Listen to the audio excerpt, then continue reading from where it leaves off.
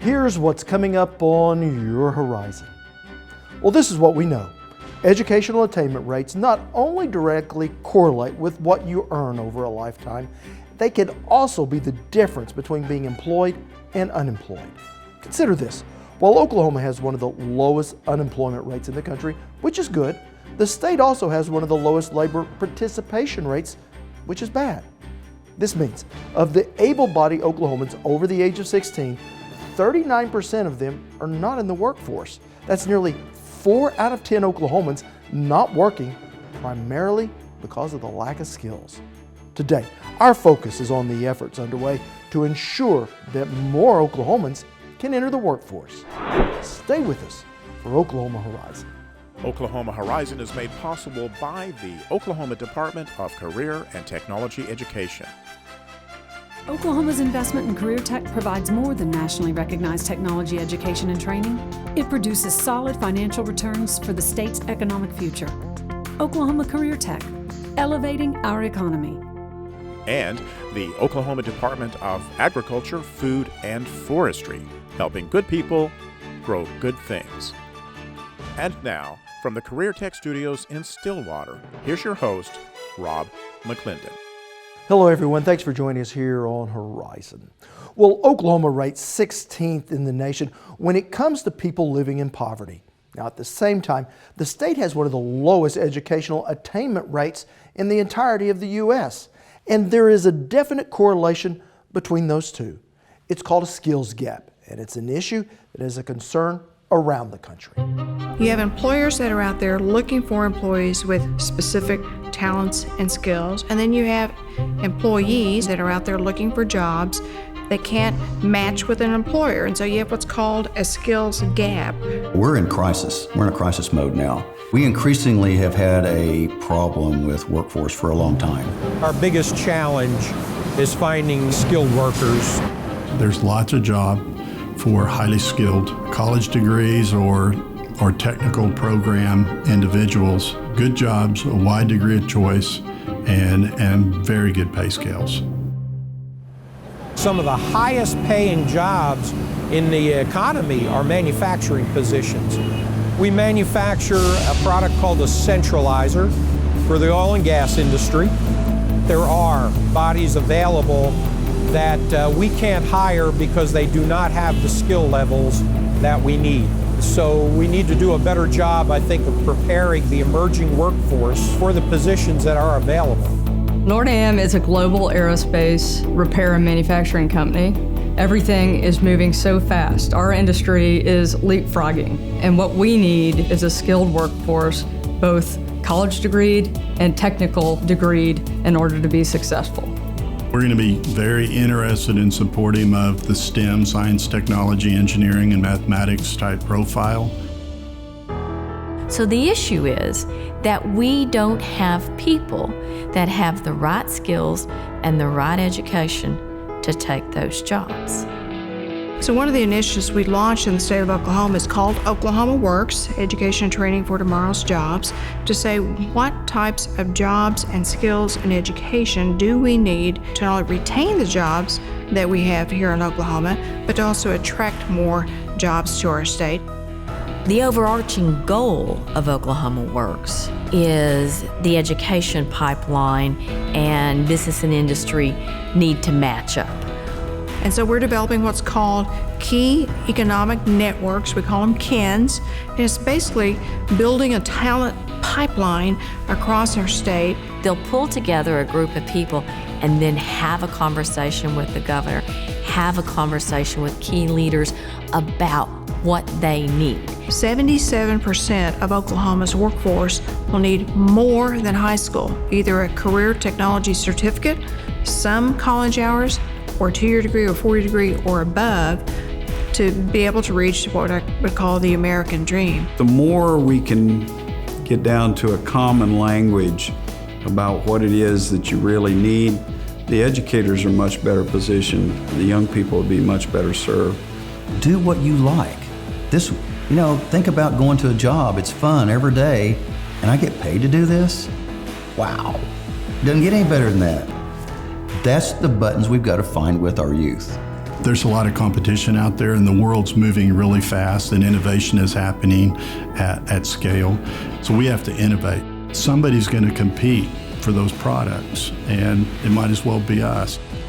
And it's important for Oklahoma's success to have the right skill sets. Will also be more attractive to creating new jobs and bringing new businesses in Oklahoma because we have a highly skilled, developed, educated workforce. Now, when we return, we'll show you how state leaders hope to address a problem that could well determine the economic future of Oklahoma. You're watching Oklahoma Horizon, featuring some of the good things that are happening in the great state of Oklahoma. Well, in recent years, Oklahoma has enacted aggressive policies to support business development in the state. But there is growing concern that Oklahoma schools are currently not producing enough qualified students to keep the growth in our labor force sustainable. If you will, take a look at these two graphs with me. Now, what they show is a basic disconnect between our educational outcomes in Oklahoma and our industry needs.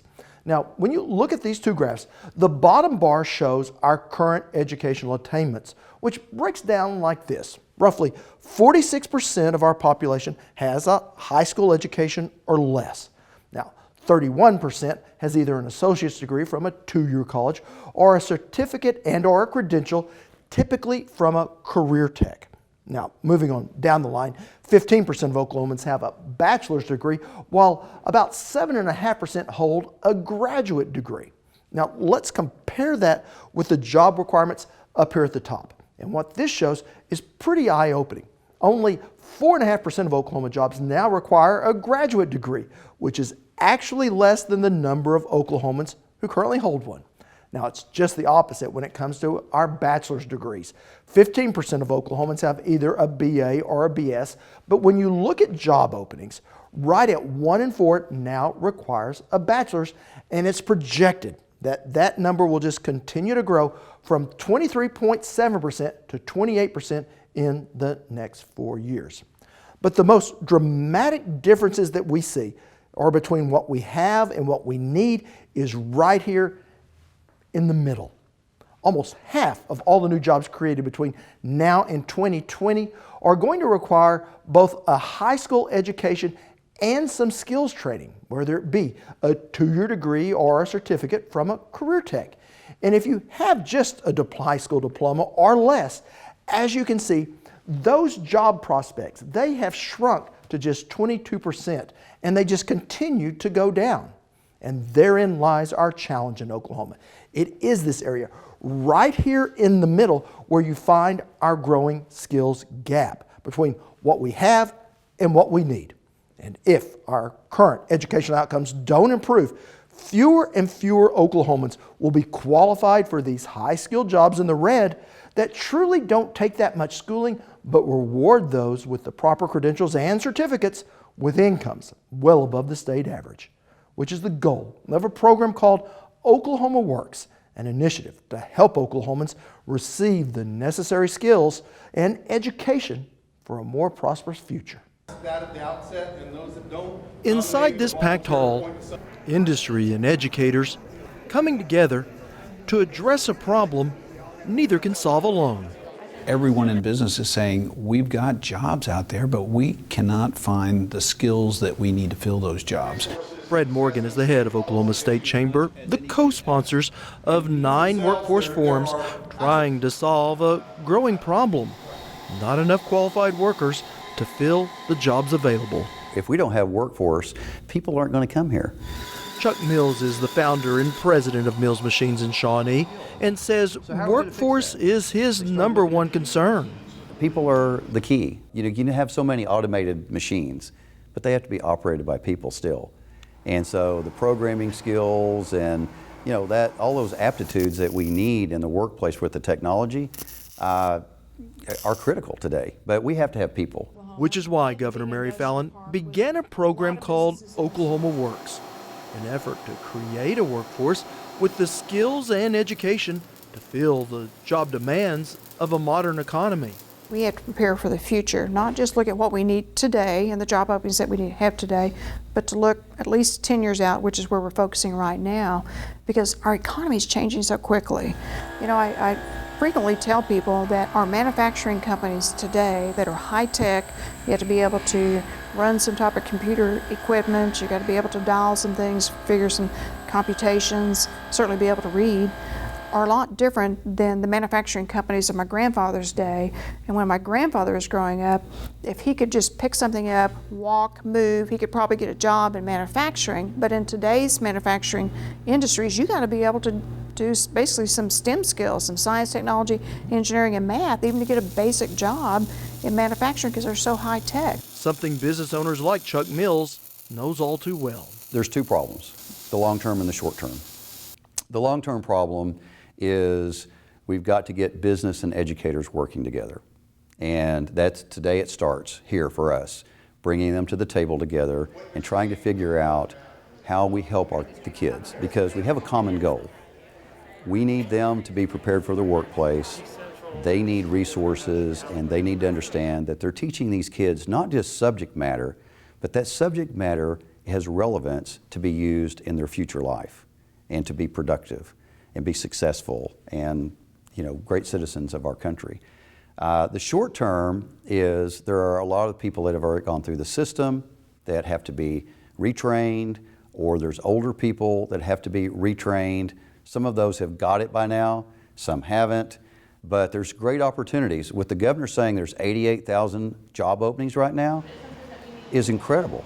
How can we have that many jobs available and have so many people looking for a job that want to work, and yet we can't get that connected? So we've got to get our education community really understanding how they fit, how they can prepare these kids or youth for that job opening. And it starts again earlier on, but really right now at Career Tech, community college, and higher education are the keys for immediate success. Success that Governor Fallin believes needs to start well before graduation.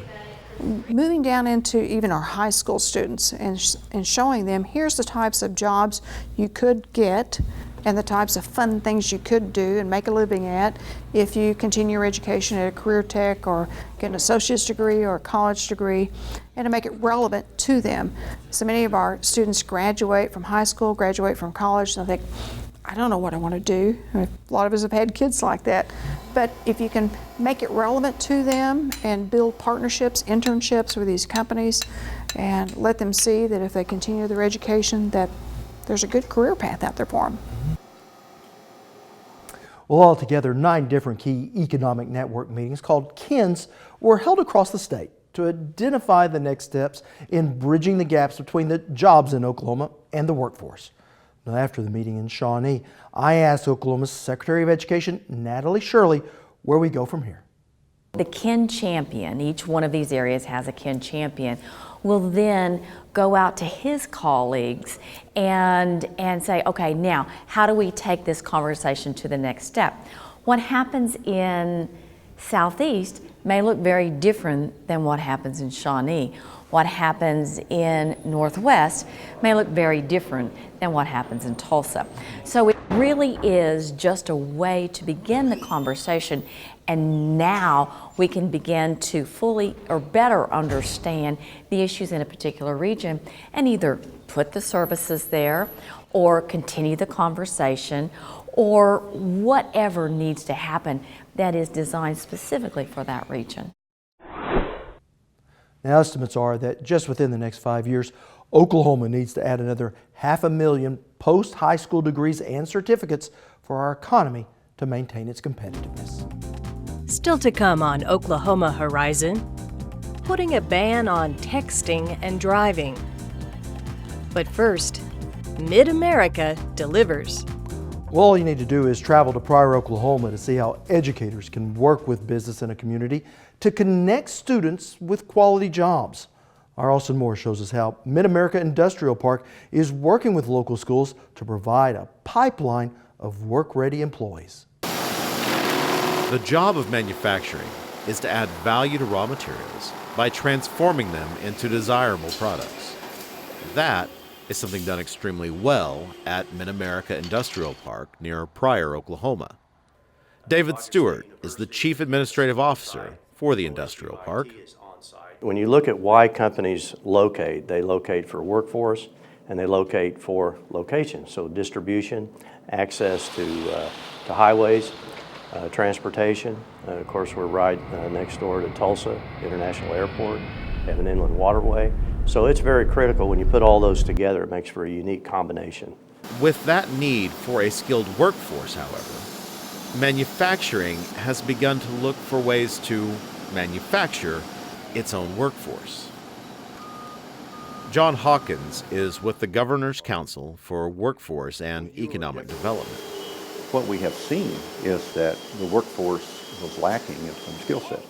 And so we organized with Mid-America Industrial Park's help through Mid-America Delivers. We're moving toward aligning everybody. And by everybody, I mean Common Ed, the higher ed, the career centers, the governments in the county and the surrounding areas. And our sense of community has broadened dramatically, but we're getting some inclusiveness that we've never had before. This partnership between industry, education, and government offers students different routes to the same destination of a solid career in manufacturing. Scott Fry works for the OSU Institute of Technology and runs the Mid-America Industrial Park Advanced Training Center. He says their hands-on training is helping close the skills gap. When the students complete our programs, that they know how to do. It's just not building a knowledge base, but a true skill set. Randy Kersker is a former combat medic who is ready for a change, so he's attending OSUIT's electricity program. The hands-on has been great. I've really enjoyed coming in here into the lab, and just that's where I learn with my hands doing. I could read a book over and over and over again, and I still may not understand what they're trying to convey, but as soon as you let me do it, then I've pretty much got it. At Northeast Tech Center, Craig Cooper teaches welding and says they are preparing their students for local industry. Trying to prepare them is like trying to take a high school student and turn him into a pro ball player to meet the industry standards in a short period of time that we have them. With the proper training, meeting industry standards, we make that happen. Our industrial park here in Pryor, we've got students working in it. Northeast Tech student Hunter Dawson wants to work in the industrial park. I never really knew what I wanted to do. When I got out of high school, and I didn't really want to go to college, it wasn't really for me. And we have industrial park, and it's local. There's a lot of jobs. Welding's a trade, and you're always going to need welding, and that's the kind of job I wanted. What we are able to do is combine resources in order to give a product to the clients, and the students are the clients. So not only are we working for them, we're working for the park and for the community. And that, according to Orchid Paper Products' Jeff Wargo, is the whole idea. There's an opportunity here in Mays County to not only graduate high school, but to attain whatever level of secondary education you're seeking, be it to have, just various skills that you can get at the Northeast Technology Center, skills you can get at OSUIT in an associate's degree, or bachelor's degree programs out of Rogers State, all located right here in the industrial park. So you can graduate from high school here, you can obtain your secondary education here, and you can get a very good paying job and have a career here and really never leave the area. Whatever you want is here. We just need to find out what you like to do, and then we need to train you and give you the skill sets to be productive right here in Northeast Oklahoma. Well, currently more than 80 businesses, including Google, American Castings, and Orchid Paper Products, are offering internships, apprenticeships, and mentoring opportunities to area students. Want to share something you've seen here today? Well, all of our episodes are streaming on our YouTube channel at Oklahoma Horizon TV, or you can subscribe to our weekly free podcasts on iTunes. Well, a new law banning texting and driving went on the books November 1st, and for one Oklahoma student organization, it could not have come soon enough. Blaine Singletary shows us how members of FCCLA are taking personal tragedy and using it as a teaching moment for their peers. These Oklahoma FCCLA members are doing what they do best, setting a strong, positive example for their fellow students. Here today, we're just trying to teach young people and our members at FCCLA how important it is to not be distracted while driving. That's Bailey Clausen, Vice President of Membership for FCCLA. She's one of a handful of officers from 15 different schools around the state who met at the Moore Norman Technology Center to discuss ways to get teens on the same page when it comes to the dangers of texting and driving. We hope to have students go back to their schools and really try to show the importance and tell the statistics and impact lives and save lives. It's an issue that hits close to home for many at this gathering. In 2013, their state vice president, Heather Hickman, was killed in a car accident. The other driver who rear-ended her was texting. Former state officer Nicole Crow explains this makes the issue personal. I was a state officer with Heather Hickman, and texting and driving really affected me personally because me and Heather weren't just teammates. We were friends outside of FCCLA. I was working when I got the call from Miss Morris. I was on break and she called me and she said she didn't make it. Heather passed away. You don't believe it. You don't believe it when they say that. You think that she's going to respond to your text messages. You think, no, she's fine, she's going to be fine, but she wasn't. She was gone. Aside from changing her own texting habits, she pushes now to change her family's habits as well. My mom used to text and drive, and now I'm like, hey, stop, give me your phone, let me text for you. You're putting not only your life in risk, you're putting my life in risk. You're putting the people in front of you that you don't even know. And that's the message they want to send to their communities when they head back home. The FCCLA is partnering with AT&T, state lawmakers, and authorities, as well as the Oklahoma Challenge. It's a program that was started in the mid-'80s to curb the rise in teen drunk driving deaths and to encourage seatbelt use. Now, Professor Richard Koberg says he hopes the same program can reduce the number of texting and driving accidents by 25% in just the first year. What we saw was that teenagers, high school students, are probably some of the most powerful people in the communities around the state. They went out and raised awareness about those issues and made lots of difference, and we're counting on them to make a difference with this issue. And so far, they've done a lot. FCCLA events have been held in schools all over the state, some getting the whole community involved. Linda Terrell is the Oklahoma Challenge project director. They did wonderful activities. They did week-long activities, sometimes where they had an activity a day. They would do things such as mock funerals and crashes. By presenting a dramatized version of the events, the hope is that the real-life tragedies can be kept at bay. Now, law enforcement is getting involved with texting and driving prevention more than ever before, thanks to a new state law. This is a law that Oklahomans wanted, and they deserve it. State legislative leaders like Representative Terry O'Donnell gathered outside the University of Oklahoma Trauma Center to emphasize the dangers of texting while driving. 330,000 injury accidents a year are caused by texting and driving. 3,000 teenagers die a year because of texting and driving. Ardent supporters of the law say it was never about police officers writing more tickets. It's about safety. Supporters like Representative Mark McBride. It's just so easy to reach down and grab that phone and just glance at the phone just for a second. But they also agree that the best way to put the brakes on texting while driving is not through law enforcement and not through their own legislative efforts, but through these students. It's just encouraging to see young people that want to kind of change things. A sentiment shared by Representative Shane Stone. Even though I'm the youngest legislator, even when I'm talking to kids, I can see them kind of going, well, okay, that sure, he's saying that, but it doesn't really matter. But when you have someone in your passenger seat, especially when it's your best friend, and they say, you don't need to text and drive, when it's somebody that you can relate to that closely, then you go, maybe I am being a jerk by texting and driving. But the biggest challenge for these FCCLA members is convincing their peers to change their habits at a time in their lives where they feel invincible. Nicole Crow has this message for them. It might not happen to you, but it might affect you. Someone else doing it might affect you. Heather wasn't texting and driving when that guy hit her. That affects all of us here. It is personal. I'm taking it personally. Well, Oklahoma has had a distracted driver law on the books for some time, but this new law specifically addresses texting and driving. You're the blender. The state budget's tight and lawmakers are having to look at what they can cut. Next time on Oklahoma Horizon, we look at an area that often comes under scrutiny, and that's Oklahoma's rural schools. Are we draining the state? We're bringing in more local money than what we're receiving in state aid. We need to be aware of that more as a state. Rural education and our economy.